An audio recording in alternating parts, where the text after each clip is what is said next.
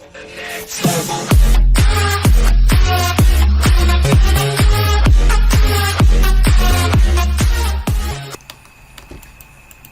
টিউটোরিয়ালে সবাইকে স্বাগতম। আজকের বিষয় কুমিল্লা বোর্ড এইচএসসি পরীক্ষা 2017-র প্রথম আর্থিক বিবরণী 2-এর সমাধান। দেখি উদ্দীপকে কি বলা হয়েছে। মেসার্স নুজরাত এর 2016 সালে 31 ডিসেম্বর তারিখে সমাপ্ত বছরে অর্ধ বছরের রেওয়া মিল নিম্নরূপ, অর্থাৎ এই অঙ্কটা 6 মাসের। এটাই এখানে প্রমাণ করছে। ডেবিট ক্রেডিট একটা রেওয়া মিল দেওয়া আছে।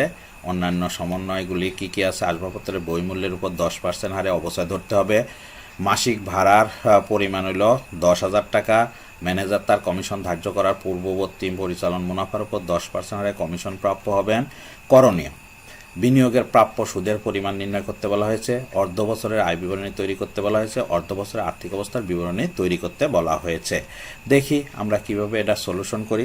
এখানে একটা কথা স্মরণ করিয়ে দিতে চাই যে অবশ্যই আপনারা এই ভিডিওটা দেখার আগে উদ্দীপকটা সামনে রাখবেন। যদি উদ্দীপকটা না থাকে তাহলে আমার এই স্লাইড থেকে উদ্দীপকটা খাতায় লিখে সামনে রেখে তারপরে ভিডিওটা দেখবেন, তাহলে আপনাদের উপকার বেশি হবে বলে আমার বিশ্বাস। দেখি কতে বলা হয়েছে বিনিয়োগের প্রাপ্য সুদের পরিমাণ নির্ণয় করতে বলা হয়েছে। তা এখানে দেওয়া আছে 10% বিনিয়োগ 1/9/2016 = 2 লক্ষ টাকা। তাহলে 1/9 আমার হলো 1 জুলাই থেকে 31 ডিসেম্বর হলো মোট 6 মাস। তাহলে 1/9-তে হলো 9, 10, 11, 12, তাহলে সুদ ধরতে হবে 4 মাসের।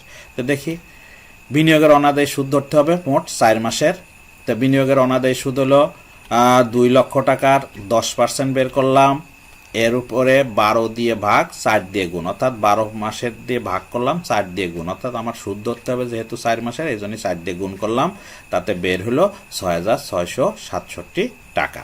এই ছিল কর উত্তর। এবার খতে বলছে 6 মাসের জন্য বিশদ আয় বিবরণী তৈরি করতে। দেখি কিভাবে করা হয়েছে। একটা ঘর কাটলাম। বিবরণ টাকা টাকা টাকা। বিক্রয় দেওয়া আছে 4 লক্ষ টাকা। তারপরে বাদ হলো ফেরত ও ভাতা 10,000 বাদ দিলাম, থাকলো 3,90,000 টাকা। এরপরে বাদ বিক্রিত পণ্যের ব্যয়। বিক্রিত পণ্যের ব্যয় সরাসরি দেওয়া আছে রেওয়া মিলের মধ্যেই। 3 লক্ষ টাকা বাদ দিলাম, থাকলো 90,000 টাকা। এইটাই হলো মোট লাভ। এর সাথে পরিচালন ব্যয়গুলি আমি বিয়োগ করব।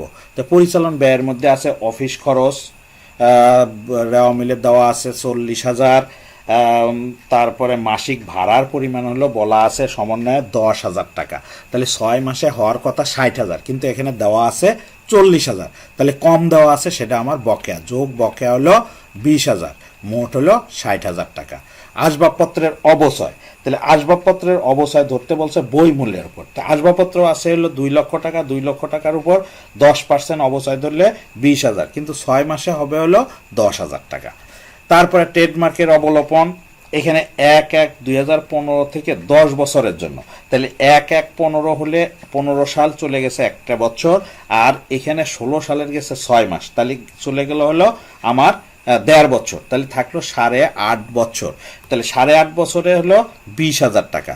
তাই 8.5 টাকায় হলো যদি 20,000 টাকা হয়, তাহলে 20,000-এ আমি 8.5 দিয়ে গুণ করলাম, আর 6 মাস অর্থাৎ অর্ধ বছর দিয়ে গুণ করলাম। 8.5 দিয়ে ভাগ অর্ধ বছর দিয়ে গুণ দিলাম, তাতে বেরোলো 1,176 টাকা। এরপরে আছে ব্যবস্থাপকের কমিশন। এখন ব্যবস্থাপকের কমিশন বের করতে হলে সর্বপ্রথমেই আমার পরিচালন মুনাফা বের করে নিতে হবে। তা কিভাবে ব্যবস্থাপকের কমিশন? তো পরিচালনের মুনাফা হলো, এখানে মোট লাভ দেওয়া আছে 90,000, আর পরিচালন খরচগুলি একসাথে যোগ করে বিয়োগ করলাম, বের হলো আমার 18,824 টাকা। এর উপরে 10%, তাহলে বের হলো 1,882 টাকা। এরপরে যোগ করলাম, যোগফল বের হলো 73,058 টাকা। বিয়োগ করছি, বের হয়েছে 16,942 টাকা। আমার হলো নিট পরিচালন মুনাফা। এর সাথে যোগ করব বিনিয়োগের সুদ, অর্থাৎ অপরিচালন আয়, যেটা বিনিয়োগের সুদ যোগ করলাম, বের হলো যোগ কর থেকে নিয়ে আসছি 6,667 টাকা। যোগ করলাম 23,609 টাকা হলো নিট মুনাফা। এরপরে গতে বলছে অর্ধ বছরের জন্য আর্থিক অবস্থার বিবরণী তৈরি করতে। তো দেখি সম্পদের পরিমাণ কি আছে। চলতি সম্পদের মধ্যে আছে নগদ 60,000 টাকা, প্রাপ্য হিসাব 70,000 টাকা, সমাপনী মজুদ 50,000 টাকা, বিনিয়োগের অনাদায়ী সুদ যেটা আমি কতে বের করেছি 6,667 টাকা। এই হলো আমার চলতি সম্পদ। তারপরে বিনিয়োগ আছে 2 লক্ষ টাকা। আর স্থায়ী সম্পদের মধ্যে আছে আসবাবপত্র, বাদ দেব অবচয়। অবচয় হলো এখানে পুঞ্জীভূত ক্রমযোজিত অবচয় যেটা 50,000 দেওয়া আছে, আর এই বছর আমি বের করছি 10,000, মোট হলো 60,000। এই বাদ দিলে 1,40,000। আর ট্রেডমার্ক আছে 20,000, বাদ অবলোপন খতে আমি বের করে দেখিয়েছি 1,176 টাকা। এই হলো 18,824 টাকা। যোগ করলাম 1,58,824। এবার যোগ করছি 5,45,491 টাকা। এলো মোট সম্পদের পরিমাণ। ক্লোজ করলাম। এরপরে দায় পাশে কি কি আছে দেখি। দায় ও মালিকানা সত্ত্বের মধ্যে দায়ের মধ্যে আছে প্রদেয় নোট 2 লক্ষ টাকা, বকেয়া ভাড়া যেটা খতে বের করেছিলাম 20,000 টাকা, ম্যানেজারের কমিশন বের করছি খতে 1,882 টাকা। এই হলো দায়সমূহ 2,21,882 টাকা। এবার মালিকানা সত্ত্বের মধ্যে মূলধন দেওয়া আছে 3 লক্ষ, যোগ করলাম নিট লাভ যেটা খতে বের করেছি 23,609, যোগ করে আউটারে 3,23,609 টাকা। এবার যোগ করলাম 5,45,491 টাকা। অতএব 2 পাশ সমান হয়েছে। আমি ক্লোজ করে দিলাম। এই হলো আমার গয়ের উত্তর। ধন্যবাদ সবাইকে, ধন্যবাদ সময় দেওয়ার জন্য। আমার এই ভিডিওটা যদি কারোর কোনো উপকারে লাগে তাহলে অবশ্যই সাবস্ক্রাইব করে রাখবেন, যাতে পরবর্তী ভিডিও সরাসরি আপনার কাছে পৌঁছে যায়।